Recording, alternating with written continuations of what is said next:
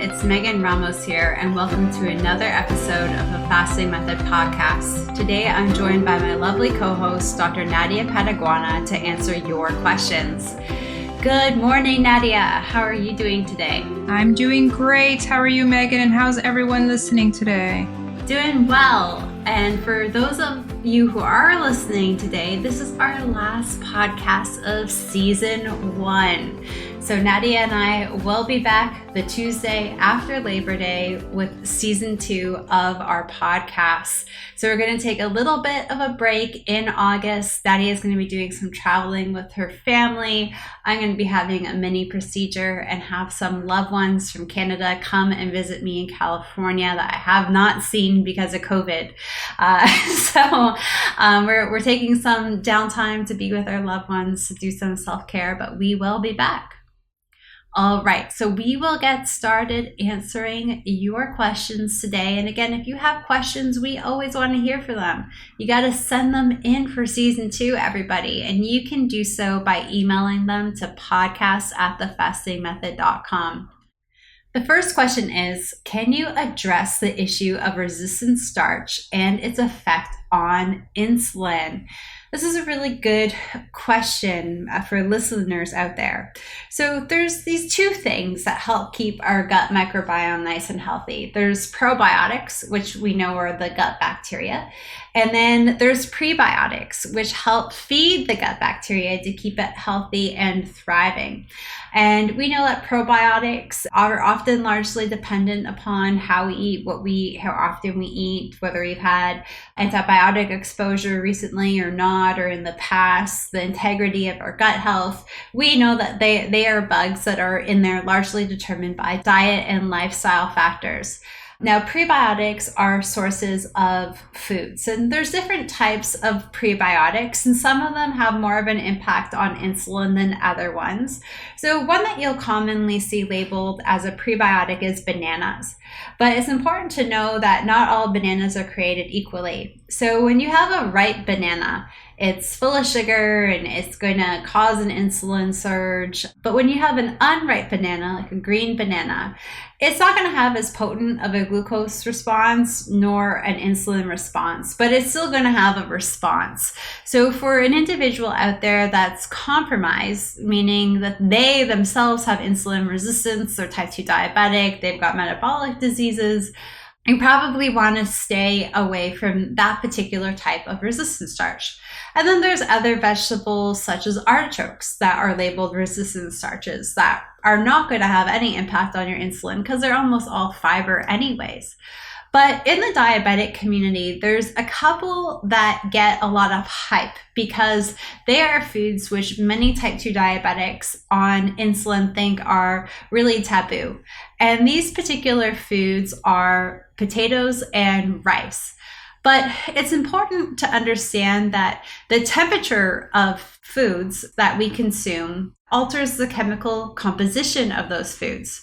So if we eat potatoes like we traditionally do, hot, straight out of the oven, or we eat rice hot like you would normally eat rice, we know, as those who track our blood glucose levels, who struggle with diabetes, that causes our blood glucose to surge like crazy, causes massive insulin response. And then if you're type 2 diabetic on insulin, you've got to load up that body with even more exogenous insulin to try to help control the blood sugar levels. So many of these people look at those foods as being kind of a bit of a disaster and a really big forbidden food to have, or foods to have, when trying to reverse type 2 diabetes. But when we remove the heat, when we cool down these foods, it changes their chemical composition or their chemical structure, how they are processed by the body. So what some individuals will do is they'll cook potatoes or they'll cook rice, and then they'll let them cool for several hours in the refrigerator. And then they'll eat these foods cold. And when you do that, you actually reduce the ability of the body to absorb starch from those foods, or you reduce sort of the starch content of those foods that can be absorbed by the body. And the remaining portions that aren't absorbed by the body, they actually are used to help feed the good, healthy bacteria in our gut in that sort of prebiotic position. So when we cook and cool potatoes and eat them cold, we're only absorbing about 70% of the starch. That's 30% less than if we were to eat them hot. The same thing goes with rice. If you cook the rice and then cool it down in the fridge overnight and then eat it the next day, you're only going to absorb about 70-80% of the starch. So that's 20-30% less of the starch that you would on your days where you would eat that rice hot. So there is a big benefit to cooking and cooling these foods and then consuming them cold. So you cannot reheat them, everybody. You've got to eat them cold, or else if you reheat them, you're going to be increasing the amount of starch that you can absorb. Now, should you be having these foods or not? Usually when someone is at the beginning of their journey, we really focus on cutting out the sugars, trying to eat more real whole foods, getting rid of the processed junk altogether, getting fasting going, really focusing on healing that good gut lining, populating the gut with some really good healthy bacteria. So it's not something that we usually encourage people to do at the start of their healing journeys. But once they've made significant progress in repairing their gut microbiome and improving their insulin resistance, then we often will encourage people, if they want to try to incorporate some different forms of resistant starch. So this individual later on in their question was specifically asking about things like potatoes and rice. And yes, those are things you can have, but you want to have them cold. And again, once your gut and everything is better and your insulin resistance is better, it's not a bad idea to incorporate them. I actually eat cold potatoes a few times a week. I consider it part of my carb cycling program, where I'm eating healthier carbs and I'm tempering down the amount that I'm absorbing, and I'm helping to feed good bacteria in my gut. So there's different types of resistant starch. They have different impacts on our insulin levels.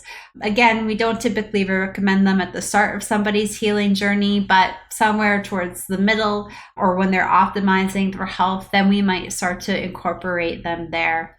Nadia, do you have anything else you'd like to add? No, I think that was perfect. I think that, as you know, I'm a big fan of repetition. So I just want to make sure that people listening in, because often, especially if we're at the very beginning of our journey, we're just searching for, sort of miracle, or sometimes we hear what we want to hear, even if it's inadvertent. And so it's really important that, the take home message here is there might be a time where you've had the opportunity to heal and you're more insulin sensitive, where there might be a time and place for these resistant starches, and it might not be a bad idea. I want to make sure that people realize that, I wonder, if you're I just want people to think about this. If you're very insulin resistant, if you're diabetic, if you have a lot of weight to lose, if your insulin is real high, do you think that by cooling down these resistant starches and by, just lowering that insulin by about 20%, is that really going to make a huge difference in your healing? It probably won't. So it's really a good idea for you to just think about this for a little bit, right? And so this is really the two things I'd like for people to just pay attention to, is the idea that maybe at some point we can consider bringing these things in, and then just think about, the idea that resistant starches, we're talking about probably a 20% lowering of the absorption and the insulin. So it's definitely not something that I think any of us that are prone to insulin resistance or have been insulin resistant or currently are severely insulin resistant, should be putting in our meals every single day, unfortunately. So this is a really great idea for somebody who's not insulin resistant or who is no longer insulin resistant. This is a great way to have some of these foods and to do some carb cycling. But if you're very, very, very insulin resistant and you're at the beginning of your journey, I just don't want you to think that this is sort of some kind of miracle. Now all of a sudden you eat cold potatoes and it's not going to raise your blood sugars at all. That's just not going to be the case, and you're going to be disappointed. So thank you, Megan, for clarifying that. Let me tackle the second question. This is a great question. I would like to start fasting. Where should I start? Should I start with 24-hour fasting every other night until I stop losing weight? I gained weight in my midsection and can't seem to lose the weight by diet alone. Okay, so this is a great question. And I think that it sounds like you're definitely on the right track. my very most important way to start anytime you're talking about intermittent fasting, and I know there's a lot of repetition here. You guys know I'm a big fan of repetition. But the very first thing that you want to always consider when you think about fasting and intermittent fasting is that the epitome of intermittent fasting is actually TRE. So whether you're already doing some alternate day fasts, some healing fasts, some longer therapeutic fasts, you want to make sure that every time that you do eat, so on your eating days and even on your shorter fasting days, that you are following or that you understand the critical importance of TRE, time restricted eating. It's the idea that we want to eat in these short windows of about 30 to 60 minutes, and you want to create a nice gap between your meals of about 5 to 7 hours, right? So that gives your body the opportunity to only raise insulin during this short period of time that you're eating, and then allows your body that 5 to 7 hour gap to lower that insulin as much as you can before you have another meal. Now, in another podcast, a similar question was asked, and I think this person at the time in that podcast had confused sort of your blood sugar going up and your insulin going up. These are two different things that we're talking about here. I am talking about raising insulin when you eat and allowing your body to lower that insulin once you stop eating. It's normal that your blood sugar, especially if you're still more insulin resistant, it's normal that they stay up for a few hours. That doesn't mean that if your blood sugar stay up for a few hours, then it makes sense that your meal could as well be 3 to 4 hours long. No, we're talking about two different things. Blood sugars and insulin are not one and the same. They have an impact on each other, but they're not the same thing. Okay, so you want your insulin to go up and to then drop when you stop eating. So that's where you start. Now, what is the best protocol to introduce once you've got TRE down? I think doing an alternate day 24-hour fast is a great idea. This is actually addressed in, I think, our very last fasting Q&A. To me, this is definitely the best protocol. And I loved how you put it, that you would start with a 24-hour every other night and then maybe switch to something else if you're no longer losing weight. That's great. And if you're doing the proper TRE windows, if on your eating days you're having 2 meals 5 to 7 hours apart and keeping those windows real short, 30 to 60 minutes. And then on your fasting day, you're doing one window 24 hours later, one short window of 30 to 60 minutes. And you're eating, a little bit earlier in the day, trying to eat before sunset. If you're choosing all the best foods that you can, I bet you're going to have some really great results. And then, like you said, if at some point you stop losing weight while doing this, then sure. And you're probably then ready and you've probably built that fasting muscle to try something else. So maybe then you go on to doing an alternate day longer fast, like an alternate day 42 or 48-hour fast. And this also gives you an opportunity, like we said last time. Again, repetition is key for all of these things, but it also gives you an opportunity to look at electrolytes, water. How much salt do you need? How much magnesium do you need on your fasting days? How much water do you need? Do you need fasting aids, for example? So when you switched from 2 meals to alternating one of those days to just 1 meal, did you need a fasting aid to switch? And then when you go from 2 meal 24-hour alternate day fast to the 42-hour alternate day fast, will you need a fasting aid for skipping those 2 meals? These are great questions and easier to address if you do it in sort of a step-by-step sort of mode. So I think this is a great protocol to start. I love the 24-hour alternate day protocol as the starting protocol. In my masterclass, that was actually the starting protocol that I recommended for women. And as long as, like I said, you are really focusing on TRE on both eating days and fasting days. What do you think about that, Megan?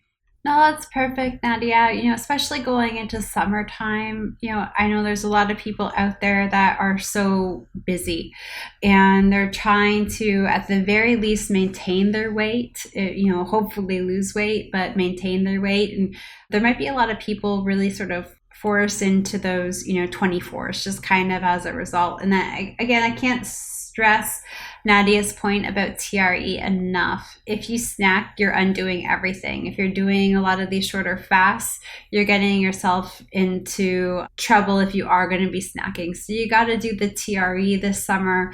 It'll help keep you moving forwards. And when you have those weeks that settle down, you can keep building up your fasting muscle, just sort of as Nadia described. The next question is, are you still wanting people to get 90 grams of protein ingested on their eating days? If so, do you use supplements?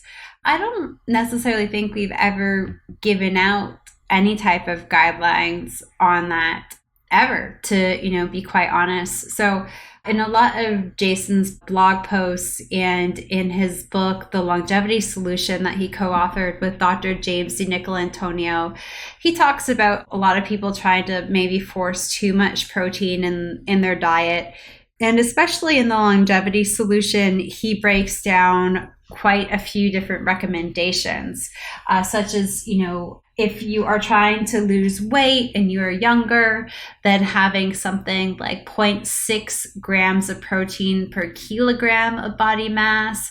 If you're looking to lose weight but also gain some muscle mass, then having closer to about 1 gram of protein per kilogram of body mass.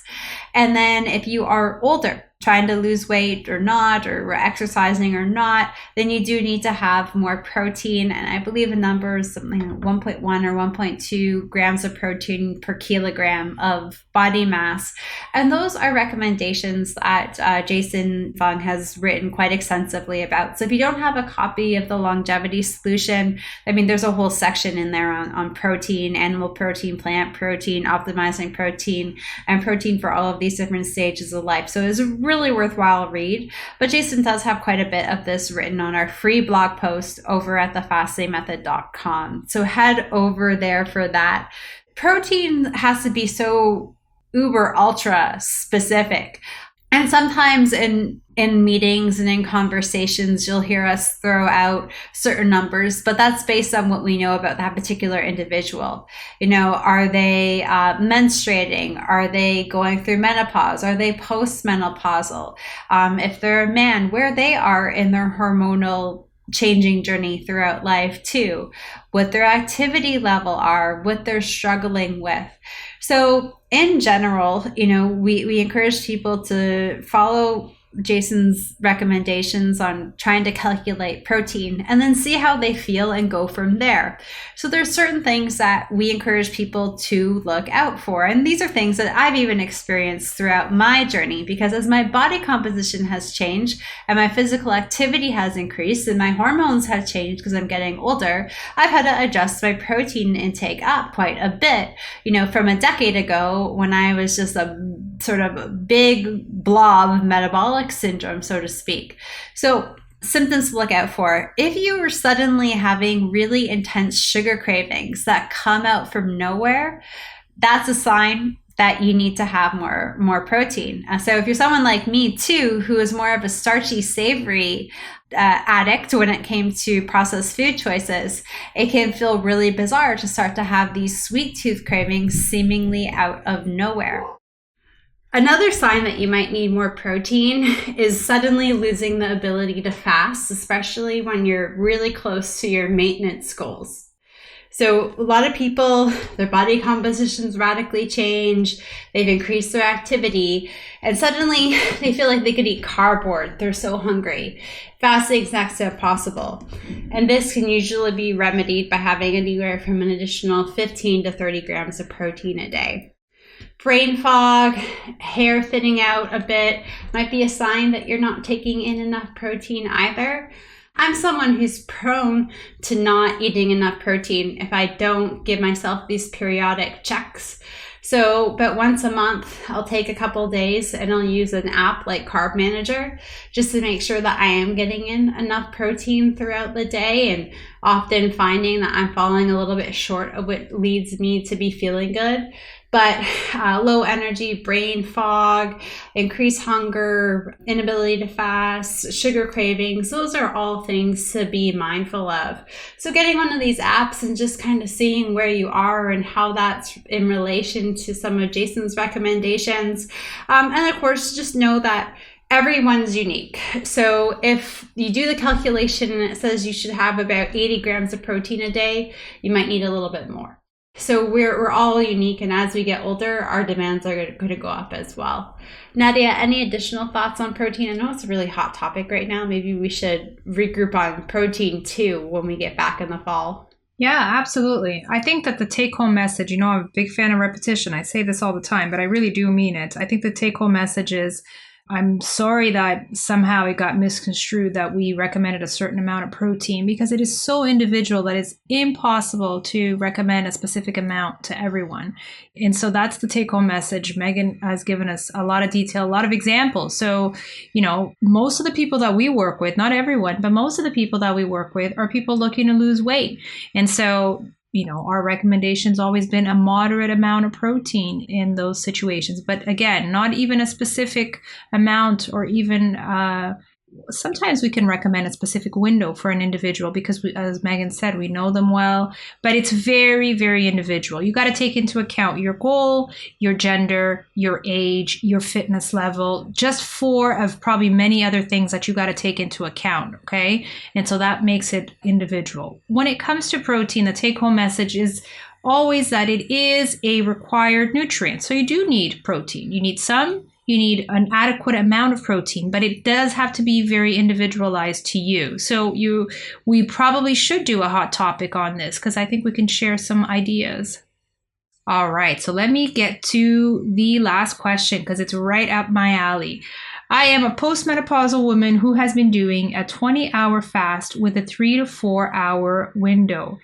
It has been a great way to maintain, but I haven't lost any more weight for over 2 years. I still need to lose 5 to 10 pounds. Well, your observations, unfortunately, are correct. As I said in a recent podcast, I think often when we expect something to work for us and it doesn't work, then we think there's something wrong with our body. But I would love to really just clarify this for you. Whether you're postmenopausal or premenopausal, whether you're a woman or a man, this 20/4 diet, also often referred to as the warrior diet, this idea of fasting for 20 hours and then eating continuously for 3 to 4 hours, it's a very, I think it's, I don't want to say common or I don't want to say, popular, but it is one that's been written about quite a bit. It is actually not one that we in our program recommend ever, because the people that we are working with, like you, postmenopausal women trying to lose weight, or premenopausal women trying to lose weight, or men trying to lose weight, this would not be a very successful protocol. So I wouldn't recommend this for you. And I'm glad that you brought this up. But you yourself have noticed that for 2 years, you've been able to maintain your weight.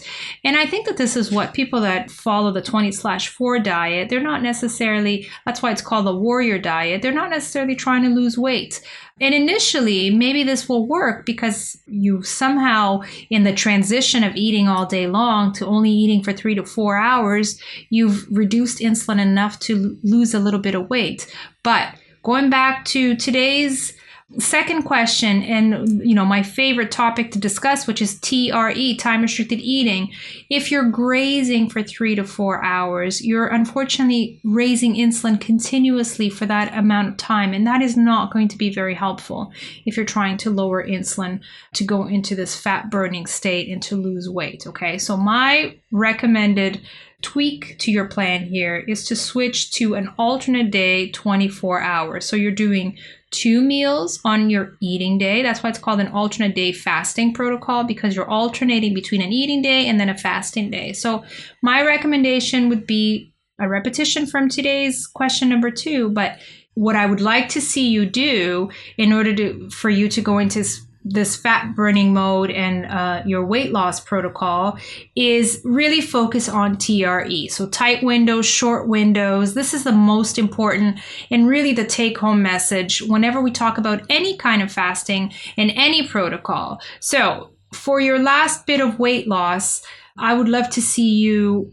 going to maybe a 2 meal, 1 meal, alternate day, alternate 24-hour plan, and seeing if that is enough for you to lose your last 5 to 10 pounds. But remember that on your eating days, these are 2 short eating windows of about 30 to 60 minutes with a gap of 5 to 7 hours. That is significantly different than eating for 3 to 4 hours straight, okay, or grazing or snacking.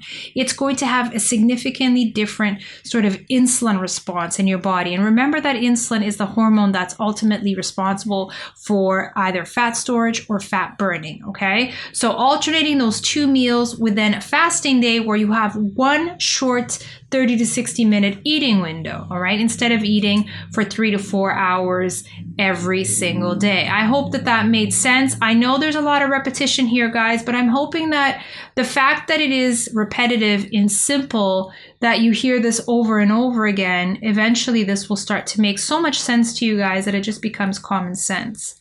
What do you think about that, Megan?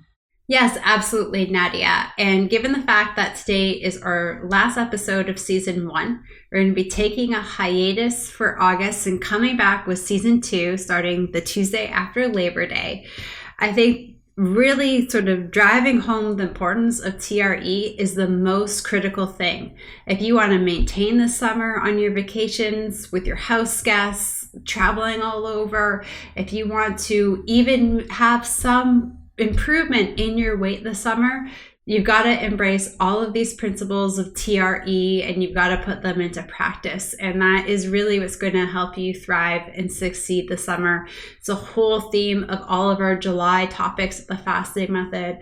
We're going to be really encouraging everyone in August to keep it up and to really start off the new year, quote unquote. We always joke that the Tuesday after Labor Day is another New Year's Day after all of the summer vacations. It's another shot at really driving that weight loss needle down. That if you want to start that new year off, that second new year on really good footing, you will embrace TRE this summer. All right, everyone, thank you so much for all of your love and support for season 1.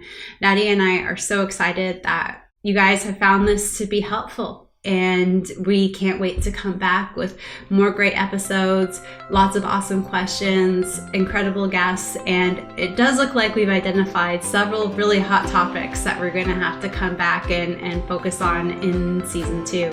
Thanks, everyone, for such an amazing season. I cannot wait to come back in September, everyone. Take care. Thank you, Megan. Thanks, Nadia, and thanks, everyone, and happy summertime. Happy TRE. I'm not going to say happy fasting. Happy TRE.